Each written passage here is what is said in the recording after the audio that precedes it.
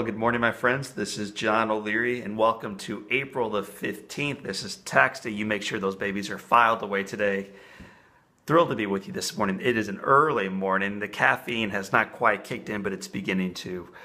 I'm leaving Baltimore, heading back to St. Louis. And what I wanted to talk about with you this morning was not what I'm doing today or what I did yesterday, but actually the flight that brought me here in the first place. It was a Southwest Airlines flight. I love those guys. Brought me up. The plane was packed.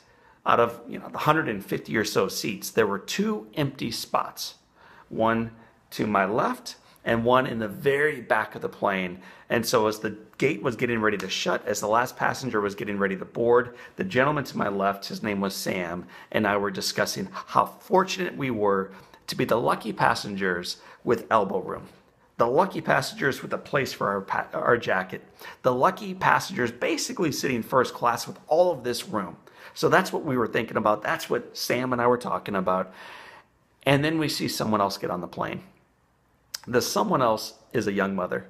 The someone else is holding a young child. And then directly behind her comes the father. So now there are two more passengers. The remaining seats are taken, plus the baby on board. We're realizing, oh gosh, we lost our seat. So what does my friend Sam do? I'm thinking about me. I'm thinking about my elbow room. I'm thinking about the fact it looks like right now I'm going to have to move my jacket because one of these two guys is going to sit next to me. Sam immediately unbuckles. He says, "Excuse me." He walks past me, goes over to the young mother, the young father, the young child. The baby's about 2 years old. Her name was Lucy.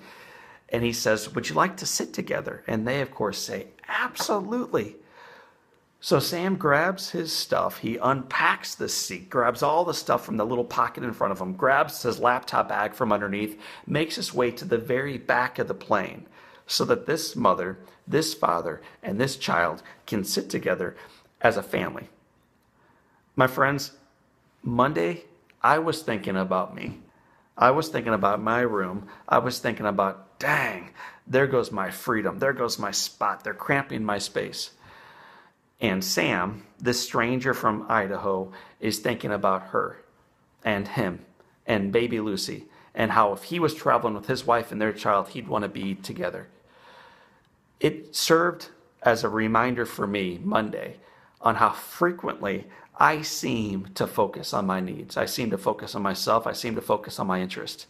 And how incredibly liberating and freeing and inspiring it is when you come across someone else on a plane, in a classroom, in a boardroom, in a bedroom, at the dinner table, at McDonald's, at Starbucks, at the grocery store, and everywhere in between, who has no need for themselves, who has no focus on their needs, but instead makes themselves, makes their efforts, makes their energy, really makes their life about a cause greater than self.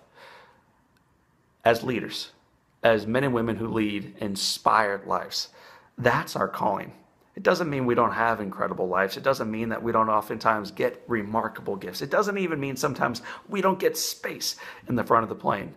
But what it means is we're always on the lookout to see what we can do in this moment for someone else around us. My friend Sam, if you are tuning in today, know that you have lifted me up, you've encouraged me, you've inspired me, and you've reminded me and now a few of my friends what we could be doing with our time and what we could be doing with our lives. So my friends, on this tax day, April the 15th, I hope you wake up. I hope you grab your cup of coffee. I hope you make your flight. I hope you make your carpool rounds. I hope you make it an awesome day. And I hope you make it all of those things while you focus your efforts in your day on those around you. This is our opportunity today to stay on fire, not with our needs and our goals and our objectives and our time and our busyness, but with the objectives, the goals, the opportunities in front of those around us. What an awesome, worthy effort today. For this time, and until next time, this is John O'Leary with Rise and Above. Continue to live an inspired life.